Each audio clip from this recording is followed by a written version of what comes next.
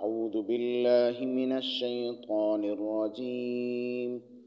بسم الله الرحمن الرحيم. وأتموا الحج والعمرة لله فإن أحصرتم فما استيسر من الهدي ولا تحلقوا رؤوسكم حتى يبلغ الهدي محله فمن كان منكم مريضا أو به أذى من رأسه ففدية من صيام أو صدقة أو نسك فإذا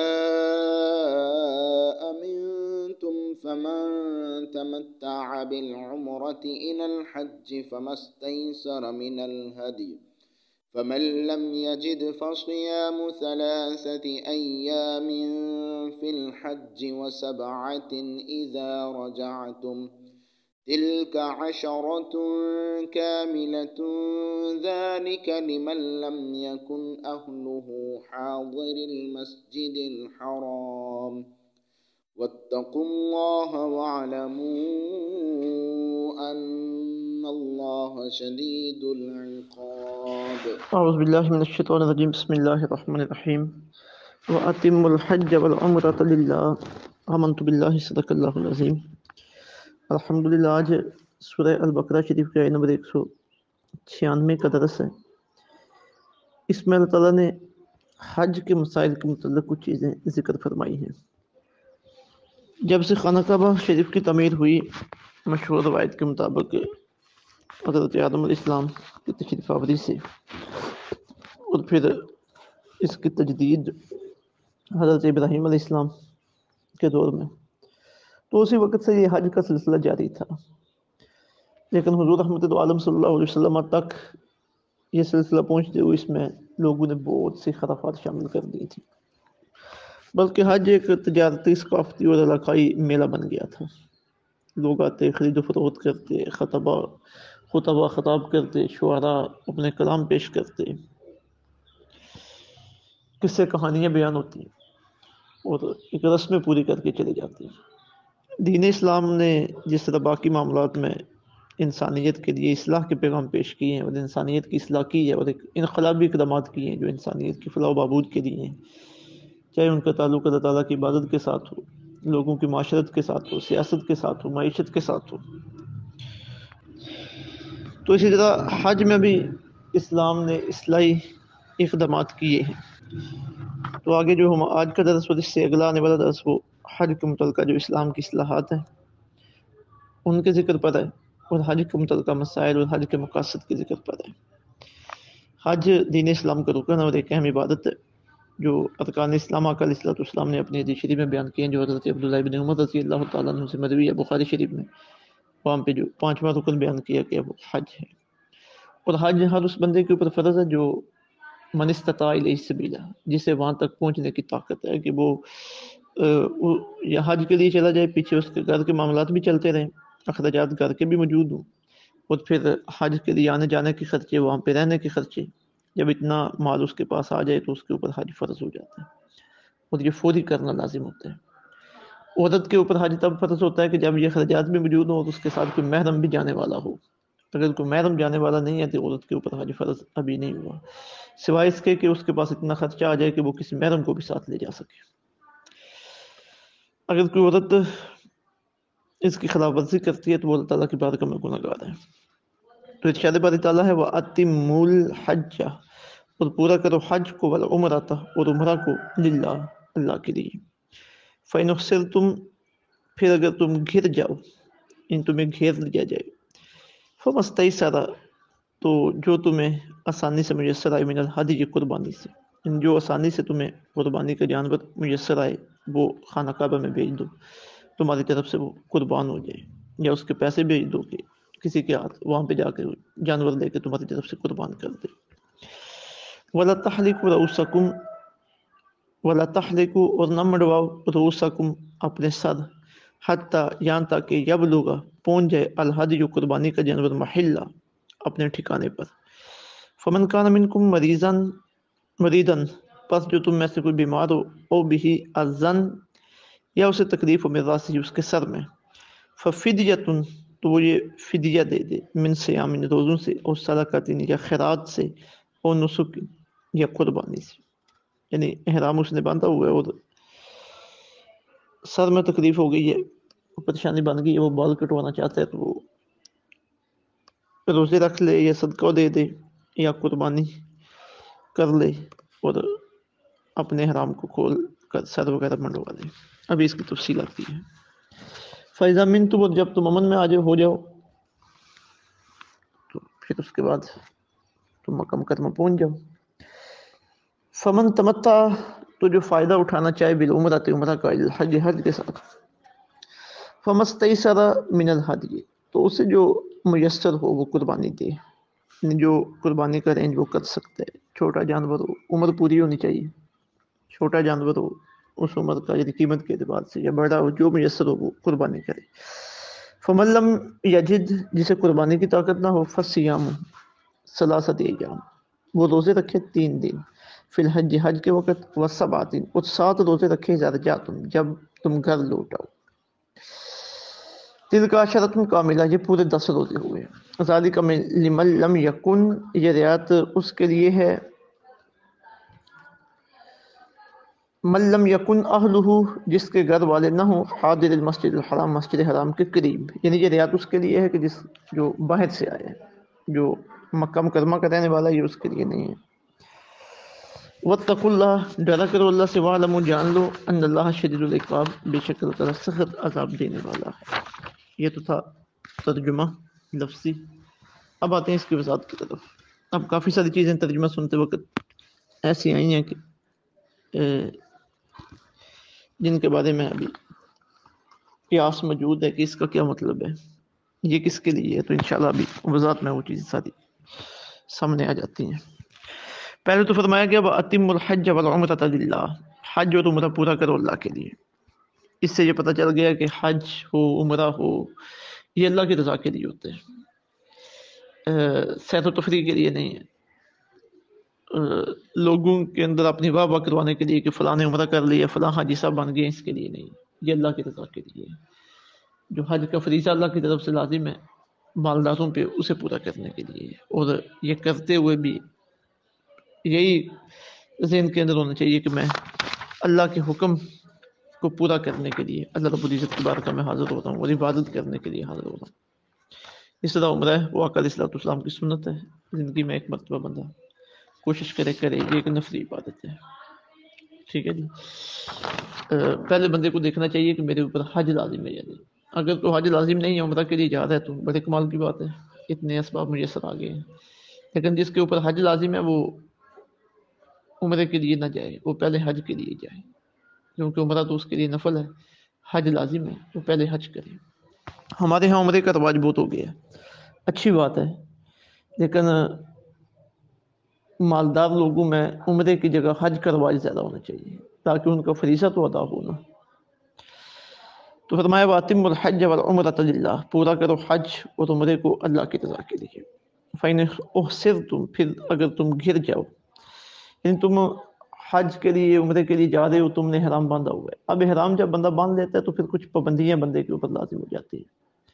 جب تک عمرے کا طواف باندھا ہے تو عمرہ جب تک مکمل نہیں ہوا تب تک احرام کھول نہیں سکتے، خوشبو نہیں لگا سکتے، بال نہیں کٹوا سکتے، ٹھیک ہے جی، یا وغیرہ وغیرہ، کچھ سر کو ڈھانپ نہیں سکتے. یہ مسائل ہیں احرام کے متعلق.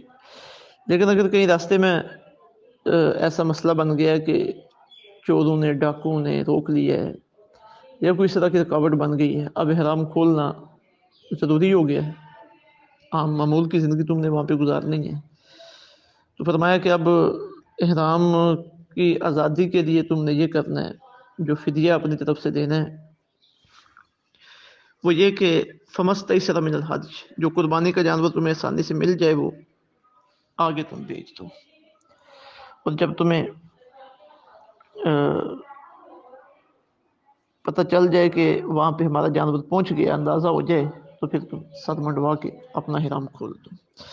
وَلَا تَحْلِقُوا رُؤُوسَكُمْ، نہ منڈواؤ اپنے سر، حَتَّى يَبْلُغَ الْهَدْيُ مَحِلَّهُ، یہاں تک کہ تمہارا قربانی کا جانور اپنے ٹھکانے پر نہ پہنچ جائے. اب حرام کی پابندیوں سے تم آزاد ہو گئے. فمن کان منکم مریدن، جو آدمی تم میں سے بیمار ہو، او بھی عظم من رأسہ، یا جس کے سر میں کچھ تکلیف ہو.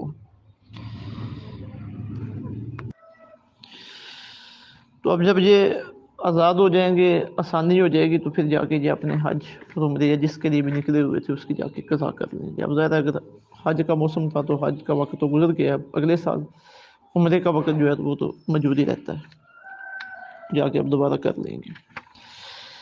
اب اگلی جو بات ہے وہ کیفیت ایسی آ گئی ہے کہ احرام تو بندے نے باندھا ہوا ہے لیکن کسی بیماری تکلیف کی وجہ سے جو ہے نا بال کٹوانے پڑ گئے ہیں. تو اب اللہ تعالیٰ فرما دے ہیں کہ ایسا کرو، فدیہ دے دو اور اپنے بال کٹوا لو.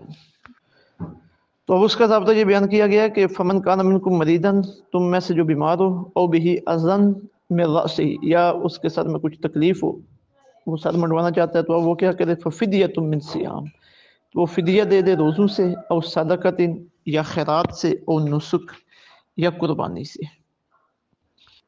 اب اس آدمی کے لیے جو فدیہ کے طور پہ روزے رکھے گئے ہیں وہ 3 ہیں، اور جو خیرات رکھی گئی ہے جسے صدقہ کہا گیا وہ 6 مسکینوں کو کھانا دینا ہے. ٹھیک ہے جی، ایک وقت کا، یا وہ قربانی کا جانور اپنی طرف سے ذبح کرے. اب اس کے لیے حالت حرام میں بال کٹوانا جائز ہو جائے گا. فائزہ امن تم، پس جب تم امن میں ہو جاؤ. فائزہ امن تم، جب تم امن میں ہو جاؤ، یعنی تم حج کے لیے جا رہے تھے، راستے میں تم روک دیے گئے، پھر یہ معاملہ پیش آیا، اب آزاد ہو گئے ہو، اب جا سکتے ہو، ابھی حج کا ٹائم موجود ہے، تم وہاں پہ پہنچ جاؤ. اب ظاہر اگر حج کا ٹائم گزر چکا ہوگا تو عمرہ ہی ہوگا، تو حج کی قضا پھر اگلے سال ہو جائے گی.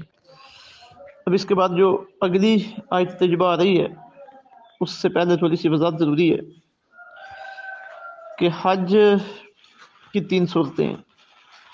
ایک ہے حج افراد، یعنی حج کے دنوں میں بندہ صرف حج ہی کرتا ہے، تو جو حج افراد کرنے والا ہے اس کے اوپر قربانی واجب نہیں ہے. دوسرا حج ہے حج تمتع. حج تمتع یہ ہے کہ بندہ ایک ہی سفر میں، یعنی حج کے لیے بندہ پہنچا ہوا ہے، حج کے ایام میں اس نے پہلے عمرے کا احرام باندھا، اور عمرہ مکمل کرنے کے بعد جب وہ فارغ ہو گیا، بال کٹوائے اور احرام اس نے کھول دیے، پھر اس نے الگ سے حج کا احرام باندھا ہے اور پھر حج کے معمولات اس نے مکمل کیے ہیں. اب ایک ہی سفر میں اس نے حج بھی کر لیا، عمرہ بھی کر لیا، حج تمتع اسے کہتے ہیں. اب یہ جو حج تمتع کرنے والا ہے اس کے اوپر بھی قربانی واجب نہیں ہے. ایک تیسرا حج ہے جسے حج قران کہتے ہیں، وہ یہ ہے کہ ایک ہی ساتھ بندے نے حج اور عمرے کا احرام باندھا ہے، پہلے عمرے کے ارکان ادا کیے لیکن احرام کھولا نہیں ہے، اب ساتھ ہی وہ اس نے حج کے ارکان ادا کرنے شروع کر دیے. اب یہ ایک ہی احرام میں حج اور عمرہ دونوں کا فائدہ اٹھا رہا ہے. یہ حج قران، حج اور عمرے کو ملا دینا، تو اس کے اوپر قربانی لازم ہے. اب یہ یا تو قربانی دے گا، اگر قربانی نہیں دے سکتا تو پھر یہ 10 روزے رکھے گا، 3 روزے ایام حج میں اور 7 روزے اس کے بعد، وہ ادھر ہی رہ کے رکھ لے، گھر آ کے رکھ لے. اور یہ جو حج قران کی جو اجازت ہے یہ صرف ان لوگوں کے لیے جو باہر سے آتے ہیں، دور دراز کا سفر کر کے آئے ہیں، جو مکہ مکرمہ کے رہنے والے ہیں یا حدود میقات کے اندر رہنے والے ہیں، ان کے لیے یہ اجازت نہیں ہے، وہ الگ سے حج ہی کریں گے صرف. تو فرمایا گیا فمن تمتع بالعمرہ، جو فائدہ اٹھانا چاہے عمرہ کا، الحج، حج کے ساتھ. ایک بات یہاں پہ یاد رکھ لیں، پہلے جو کہا گیا کہ حج، صرف حج کرنا، اس کے اوپر قربانی لازم نہیں ہے، اور حج اور عمرہ کو ملانا، حج عمرے کے لیے الگ احرام، حج کے لیے الگ احرام، اس کے اوپر قربانی لازم نہیں ہے. پہلے جو کہا گیا ہے وہ بات ٹھیک نہیں ہے. اگر صرف اکیلے حج کیا تو قربانی لازم نہیں ہے، اگر حج تمتع کیا ہے، عمرے اور حج کو ملایا ہے، اس صورت میں کہ عمرے کا احرام الگ، حج کا احرام الگ، تو اس کے اوپر قربانی ہے. اس طرح جس نے حج قران کیا ہے کہ ایک ہی احرام میں اس نے حج بھی کر لیا، عمرہ بھی کر لیا، تو اس کے اوپر بھی قربانی لازم ہے. یعنی صرف حج جس نے کیا اس کے اوپر قربانی لازم نہیں ہے، جس نے حج اور عمرہ اکٹھے کیے ہیں، چاہے احرام ان کا الگ الگ باندھا ہے یا اکٹھا باندھا ہے، تو ان دونوں صورتوں میں قربانی لازم ہے. یہ ذہن نشین کر لیں، پچھلی اصلاح کر لیں. تو فرمایا گیا فمن تمتع بالعمرۃ، جو فائدہ اٹھانا چاہے عمرے کا الحج حج کے ساتھ، فمستیسر من الحج، تو اسے جو میسر ہو قربانی دے دے، فمن لم یجد، جسے قربانی کی طاقت نہ ہو، فصیام ثلاثۃ ایام، تو وہ 3 روزے رکھے فی الحج، حج کے وقت میں، وسبعۃ، اور 7 روزے رکھے اذا رجعتم، جب تم گھر لوٹ آؤ تو پھر 7 روزے پھر رکھو، تلک عشرۃ کاملہ، یہ 10 پورے ہو گئے، ذالک لمن لم یکن اہلہ حاضر المسجد الحرام، یہ رعایت ان کے لیے ہے جن کے گھر مسجد حرام کے قریب نہ ہوں، یعنی باہر کے لوگوں کے لیے۔ کچھ مقامات ایسے طے کیے گئے ہیں جنہیں میقات کہتے ہیں۔ اب جو میقات مختلف علاقوں کے لیے طے کر دیے گئے ہیں، جب بندہ عمرے کے لیے یا حج کے ارادے سے جا رہا ہے، ایک تو ہے ویسے کاروبار کے لیے جا رہا ہے، اس کا حکم وہ تو عام نارمل حالت میں ہی جائے گا، لیکن جو حج اور عمرے کی نیت کے لیے جا رہا ہے وہ ان مقامات پر پہنچ کے پہلے اپنا احرام باندھے گا، پھر آگے جائے گا، وہ بغیر احرام کے ان مقامات سے آگے نہیں جا سکتا۔ مثلا ہم جو پاکستانی لوگ ہیں، ہمارا جو میقات ہے وہ یلملم ہے، جب ہم جہاز پہ بیٹھے ہوتے ہیں، جب یلملم کے قریب آتے ہیں تو جہاز میں اعلان ہوتا ہے کہ احرام باندھ لیں۔ اسی طرح جو مدینہ طیبہ کی طرف سے آنے والے لوگ ہیں، ان کا جو میقات ہے وہ ذوالحلیفہ ہے، اور عراق کی طرف سے آنے والے لوگوں کا جو میقات ہے وہ ذات عرق ہے۔ یہ میقات ہیں جو مقرر کیے گئے ہیں۔ پھر آگے فرمایا واتقوا اللہ، ڈرا کرو اللہ سے، وعلموا، جان لو، ان اللہ شدید العقاب، بے شک اللہ تعالیٰ سخت سزا دینے والا ہے۔ مطلب یہ کہ یہ جو حج کا فریضہ ہے، یہ تم نے اپنی مرضی سے ادا نہیں کرنا، یہ ہمارے احکامات کے مطابق ادا کرنا ہے، ہم نے اسے فرض کی ہے۔ جو رسم و رواج تم نے غلط اس کے اندر شامل کر لیے، انہیں چھوڑ دو، اللہ سے ڈرو، اللہ سخت سزا دینے والا ہے۔ تو یہ چند مسائل و احکامات ہیں جو آج حج کے متعلق آئے ہیں، جو کل کا سبق ہوگا اس کے میں مزید چیزیں آ جائیں گی۔